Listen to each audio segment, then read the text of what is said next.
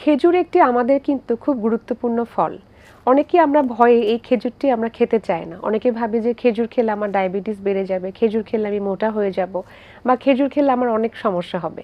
আসলে প্রত্যেকটা খাবারের ক্যালোরি আছে এবং প্রত্যেকটা খাবারের পুষ্টি রয়েছে।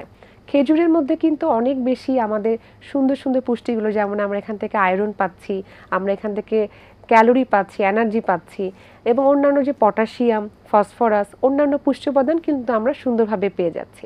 মূলত যখন কোনো মানুষ খুব ক্লান্ত হয়ে যাচ্ছে, সারাদিন রোজাও থাকছে বা সারাদিন খুবই ক্লান্ত, চাইলে কিন্তু যে কোনো সময় সে একটা খেজুর খেয়ে ফেলে তার দ্রুত বডিতে গ্লুকোজটা প্রোভাইড হচ্ছে, যার কারণে সে কিন্তু এনার্জেটিক ফিল করছে। এর পাশাপাশি অনেক সময় দেখা যায় যে ডায়াবেটিক পেশেন্টরা সারাদিন না খেয়ে আছেন, সেই মধ্য সময়ে কিন্তু একটি খেজুর খেয়ে ফেলতে পারেন, তাহলে দেখা যাবে তার হাইপোগ্লাইসিমিয়া থেকে সে দূরে থাকতে পারছে। এছাড়াও খেজুরের মধ্যে যে পটাশিয়াম রয়েছে সেটাও কিন্তু আমি বলবো অনেক সময় আমাদের ব্লাড প্রেশারটা কন্ট্রোল করতে সাহায্য করে থাকে। এছাড়াও আমাদের কার্ডিয়াক ক্ষেত্রেও কিন্তু আমাদের হেল্প করে থাকে। তবে অবশ্যই সারাদিনের অন্যান্য খাবারগুলো আমাদের কতটুকু খাওয়া হচ্ছে সেটা খেয়াল রাখতে হবে।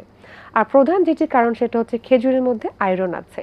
মেয়েদের জন্য, বাচ্চাদের জন্য বিশেষ করে খেজুর খুবই ভালো একটি খাবার।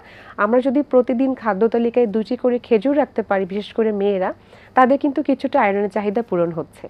আমি মনে করি খেজুরের যে পুষ্টি উপাদান সেটা যদি আমরা সুন্দরভাবে নিতে চাই, তাহলে অবশ্যই আমাদের সারাদিনের যে খাদ্য তালিকা রয়েছে সেখানে সব খাদ্যগুলোকে সুষম করে ক্যালোরি ঠিক রেখে আমরা কিন্তু খেজুরটাকে রাখতে পারি।